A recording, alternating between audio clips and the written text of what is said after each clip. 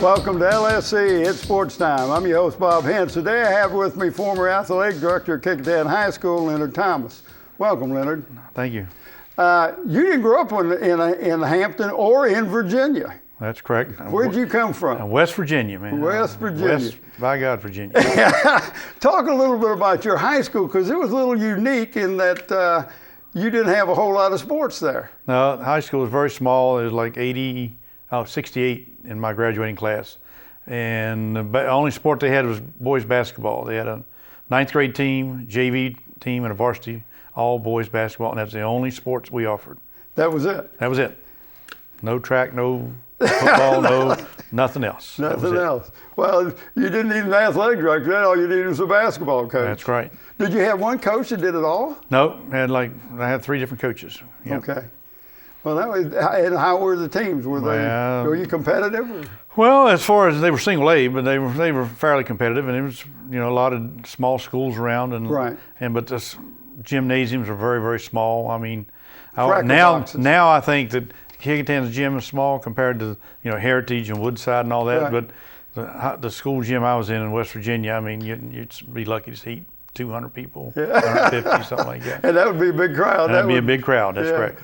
But then you went to college, and you went to the Thundering Herd. Marshall University, graduated from there in 1969. And what did you get your degree in? In biological and general science. And did you think, okay, I want to go into the teaching field? Was that what your thinking was? No, not when I went to college. No, I was there, and the Vietnam War was going on, and I basically didn't want to go. You wanted to go where it was a little safer. That's right, and teachers had a 2S or some kind of exemption and all that, so that sort of told me I really wanted to be a civil engineer, but then that didn't pan out, so I became a teacher. Well, and then your first year teaching, you're in West Virginia, and this is unique because of all the teachers in the school, only 2 people had a degree. Yeah, myself and the principal. Right after I graduated from college, I got a job there. A lady was teaching at this elementary, Coal Mountain Elementary, and she left unexpectedly, and they hired me to come in there and teach, and I taught English, reading, spelling, and girls' PE. And this was like kindergarten through? First grade. I didn't have kindergarten back in. Okay. First grade through 8th grade. First through 8th grade. And there were 8 teachers, 8 grades, and I taught 7th and 8th grade English, reading, spelling, girls' PE, and the other guy that I taught biology or science, and history and English. My degree was in, but anyway, and then the principal and myself, the only ones with a degree. West Virginia only required you to have a 2-year degree at the time. Right. And as long as you took 6 hours each year toward your degree, they allowed you to keep teaching. And so you worked after you got your... What was the scale set up according to what your degree was? Well, not what degree you had, yes. Okay. I made more than the other people, and they'd been there some longer because they had associate degrees, all they had. Right. And I had but that still wasn't a lot back then. Yeah, I know. You don't have to tell me what it was like. I know. Well, then you came to Hampton. But tell a story about getting to Hampton, because you just wanted to get out of West Virginia. Get out of there. I didn't want to teach English, reading, and spelling again. So I came down here on vacation to see. I had a cousin stationed at Fort Eustis, and I came down for a week just to go to the beach and visit and play some golf and do whatever. And one day it was raining, so I just decided to call and see what teachers made around here and needed, and I called down to Hampton, the personnel office, and it was Mr. Ed Satella, and Ms. Wright, his secretary, answered the phone. I just told her, what they needed, what their needs were for teaching, and she said, well, what's your degree? And I told her biology, because that's really what I wanted to teach. And she said, well, Mr. Satella would like to talk to you because we need 5 biology teachers at Kickingham this year.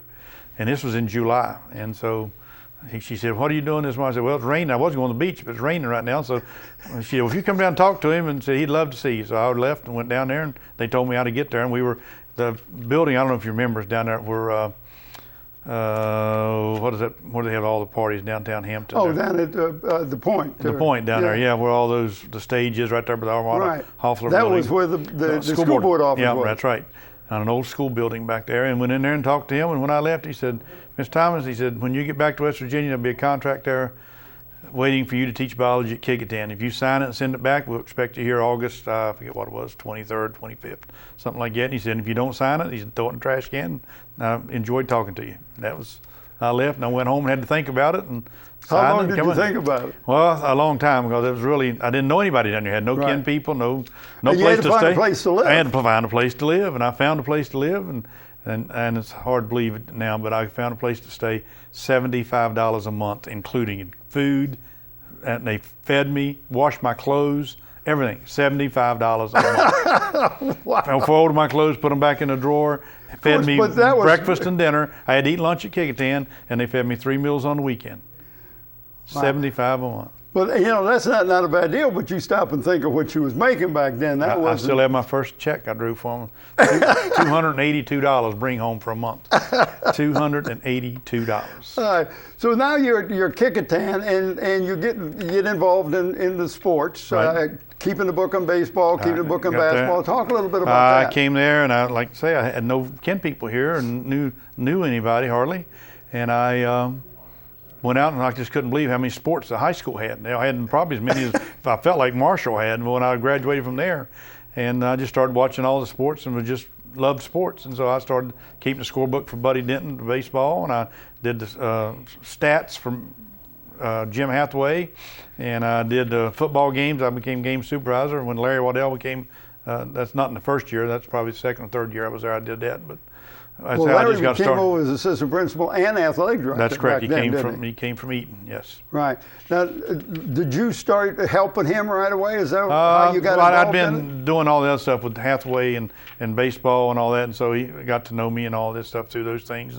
And back then they also had girls basketball that was in the girls' gym. And of course we're dating both of ourselves, but girls basketball back then, only one girl could go both ways. Right. Two had to stay on one end of the court, and two defense, two offense, and so there's only 3 on offense playing 3-on-3 and on each end. And we had the games in the girls' gym there, and we had gymnastics. We had to charge for that, and so I helped Larry set up for all those, and they charged, and just got to know all those things. Right. And then you and Johnny Paul became a co-athletic director. That's right. Together. He came over from Lindsay and as an assistant football coach, and then he got to the dean of boys. And then when Larry, they made the assistant principals no longer could be athletic directors. Right. They kept them doing schoolwork and evaluating teachers, administrative work. That's what they're supposed to have been doing. Right. And so then they needed an athletic director, and Johnny and I both applied, and him being dean of boys, they just thought it was too much being athletic director, and so he and I were co-athletic directors for, I don't know, 2 or 3 years before. And then Johnny became a principal at, I think he went to Cooper, if I'm not mistaken. Right. And so when he left, I got the job. How many years were you athletic director or co-athletic director? But total, from the time Johnny and I took it till the time I retired, 24 years. 24 years. So you saw a lot of changes, a lot of things going on. Well, a lot of different sports started. And had a lot of relationship with a lot of great coaches over there. That's correct. Yeah. Talk a little bit about that. Well, first off, there was a lot of new sports came through while I was there. We didn't have girls soccer. We started JV girls basketball. We had varsity girls, but we didn't have the JV there. We started varsity girls soccer. Then we eventually started JV girls soccer, field hockey and JV field hockey. We did all those, and when softball was already going, but I don't think we had JV softball at the time. But we added all those, mostly all girls sports is what we added a lot of over the years. And but yeah, I was associated with a lot of coaches that were good friends, and the ones that are still living are still good friends and meet with them and all. But Jim Hathaway, one of the best basketball coaches that ever was. I mean, he really was a good basketball coach and a good man to work for and work with. And I did stats for his basketball team. Then I did the score book, traveled with them a lot. Then a lot of times I did the score clock when Buddy Denton couldn't do it. And Buddy may have retired, but he still did it for quite a while. Yeah, because I remember after he retired, he still did the score clock. But I did score clock for a few years. I did it all with basketball, and then in baseball I still did the score book for a long time. Right. And now let's go back. You had a lot of coaches in football come through there. When you first were there, was Bill Green? The coach. Then Ben Rich came through. Right. Then I think Aaron Gibson was the next one come through. And then there was another one that came there from Pocosin, but I can't think of what his name is right now. And Johnny Paul's coached with him. Right. And he left in the middle of a year. He was real sick. That's right. And he passed away since then. But I can't think of what his name is right now. But anyway, Johnny Paul's took over from that. And then after Johnny Paul's, it was Kurt Newsom. Kurt Newsom. Kurt You Newsom. did your baseball, That's right. I just played golf with Aaron Gibson this morning. That's why Gibson came in there. Kurt Newsom came, and he was there for like 12 or 14 years, 12 years, I think he was. And then, after that. Well, then look at basketball. Hathaway there for a long time. Then when he left, Reeves Conrad took it over, and he was there forever. Right. I mean, a long, long time. And great we're talking teams. Great teams. Great. Oh yes. Yep. I remember whenever Hathaway was there, I used to have some games, and people would sell out before the JV game even got started, because it was not that big a gym to start with, and we used to have people trying to sneak in and all the things we had to put up with trying to keep, because it'd be packed to see those games. Right.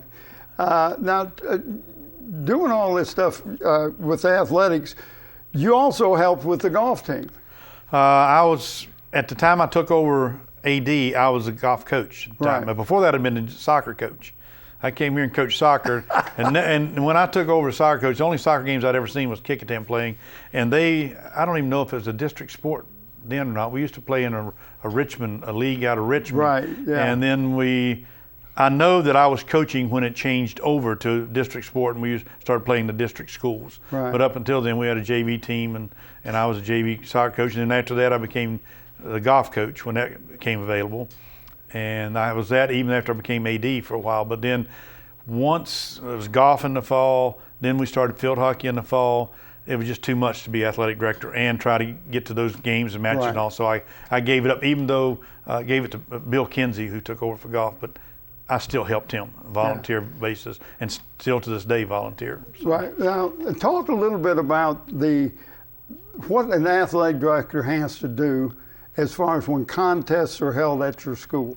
Well, what are your responsibilities? First off, you got to make sure you've scheduled everything. You've got to have officials, you've got to have policemen, you've got to have transportation, you got a place for officials to dress, and visiting teams to dress, and make sure that's clean and up to date and ready to go for them, and it's secure so that nothing gets stolen or removed from there. Right. You got to have ticket sellers, and you got to make sure you got change and tickets, and you get the ticket sellers all set up, and a scorekeeper and a clock operator, and you make sure all they're going, and at the end of the night you got to take the ticket taker back and make sure the money, how many tickets he sold matches with the money, and then you got to deposit it in the bank before the night is over with, or you take it home and deposit it the next morning, one or the other, and then at the end of the night you got to make sure it's all secure, and the teams get on the buses and get out of there without any incidents. So you just don't run around and look good. No, that's tough for me. Yeah, that would have been real tough. But no, but I just because there's a lot of things that goes on behind Very seldom do I ever get to sit down. Yeah. But there's so much goes on behind the scene that people don't see. They see you occasionally, like we see Lee Martin, during the ball game, he'll come in, he'll talk, and you see him moving around, but you don't realize how much preparation it was done before you got there. Well, even while the game's going on, you got to make sure they open up the locker rooms for them to get back in at halftime for the teams, and make sure you lock up when they leave at halftime. It's not left unlocked. And you got to open the doors for the officials to get into their room and make sure they have bottled water in there for them to have something to drink, and the place, and make sure the showers are all working, because the officials take a shower and all. So you got to make sure those all work beginning of the year. All right, talk a little bit about being athletic director and what it meant to you to be able to do this at a school that you got to spend all your time at. Very seldom you get to go to a school and you stay there until you retire. 37 years I was at Kickingham total. From the time I got there to the time, never changed schools, never anywhere else. The only time I was ever in a different school was to go to games or teach summer school. I taught the first few years I taught summer school, and that was an experience. What was it like if you reflect back on it?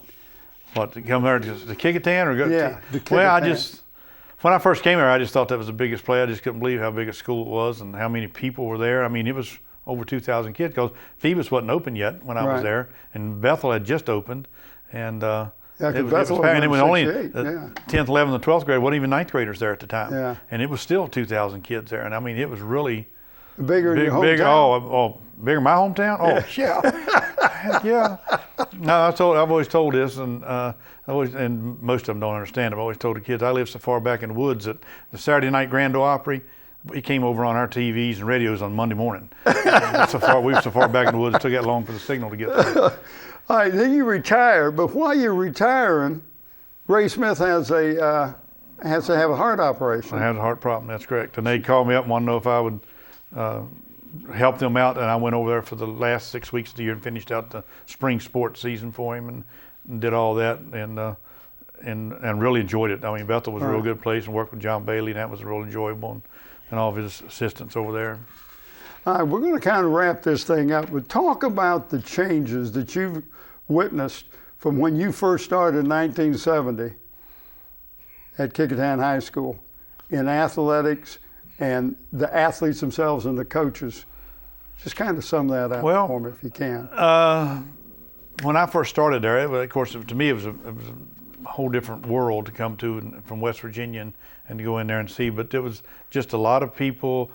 We've added a lot of sports at Kecoughtan since '70. I mean, there was a lot of things not there. There was no girls basketball at all when I came to Kecoughtan in 1970, but it started there soon thereafter. There was no, I don't know if it was JV basketball or not, because they had it in middle school, had sports over there, and Kecoughtan 10, 11, 12 all there were. So there wasn't much JV going on in sports. But it really has gotten larger. There's a lot more expense and took a lot more money to run things now. But as all the years I was there, every year they gave us a raise and the money kept going up. Of course, the way the budget things are nowadays, the budget when I retired had gone back to what it was back when I was in the 90s. They dropped it down that much. But now it helped a lot in it. Downtown took over. They paid for the buses.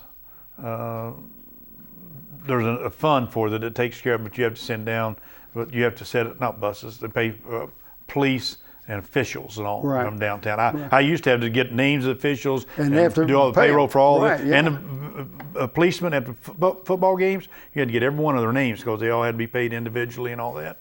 So they had to sign in for every. Now that's all done through the. Well, we still pay them. The city sends us a bill, and then Beth Mayer sends them a check. When I retired, that was 7 years ago, 5 years ago. I'm sorry, 5 years ago when I retired. So I don't know exactly what they do now. So I appreciate you coming in. Okay. Thank you for tuning in to LSC and Sports Time. I want to thank my special guest, Leonard Thomas.